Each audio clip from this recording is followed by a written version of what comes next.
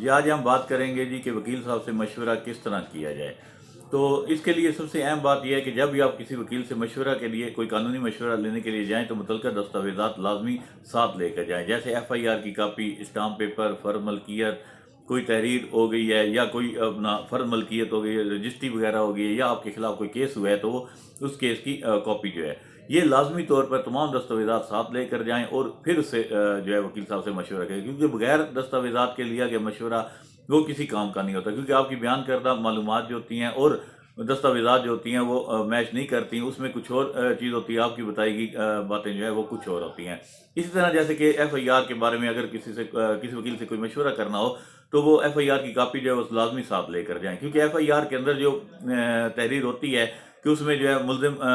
کہاں سے آیا، مدعی جو ہے وہ کہاں پہ تھا، اسے مضروب کس طرح ہوا، رات کا وقت تھا تو اندھیرے میں اس کو کس طرح سے نظر آیا، گواہان وہاں پہ کس طرح موجود تھے، اسی طرح کا جو بھی اس کے اندر جو بھی باتیں ہوں گی تو وہ ان کے بارے میں بہترین مشورہ اسی طرح دیا جا سکتا ہے جب ایف آئی آر کی کاپی جو ہے وہ وکیل صاحب کے سامنے ہو، کیونکہ اس کے اندر جو پھر باتیں لکھی گئی ہیں اس کے مطابق بھی فیصلہ ہوتا ہے کہ اس میں جو ہے کچھ دفعات جو ہیں وہ ان کو خارج کیا جا سکتا ہے یا ان میں اضافہ کیا جا سکتا ہے، یا سرے سے جو ہے وہ ایف آئی آر ہی فالس ہے اور اسے خارج وغیرہ کرنے کے لیے اقدامات وغیرہ جو کیے جا سکتے ہیں۔ اس طرح جو بھی آپ کاغذات وغیرہ ساتھ لے کر اگر نہ جا سکے تو بے شک واٹس ایپ کر دیں، ای میل کر دیں، ڈاک کے ذریعے بھیج دیں، یا دستی اصالتاً جو ہے وہ ساتھ لے کر جائیں۔ اسی طرح جب بھی کسی وکیل سے مشورہ کریں تو اس سے یہ نہ پوچھیں کہ جی آپ نے کون سی اتھارٹیاں آپ نے پیش کرنی ہیں اور کس طرح سے آپ نے یہ والا کام کرنا ہے، کیونکہ وہ وکیل صاحب کو بہتر پتا ہوتا ہے کہ وہ اس نے کون سی بات کس طرح بتانی ہے، کتنی بتانی ہے، کب بتانی ہے، اور عدالت کو کیونکہ عدالت میں سائل جو ہے وہ تو براہ راست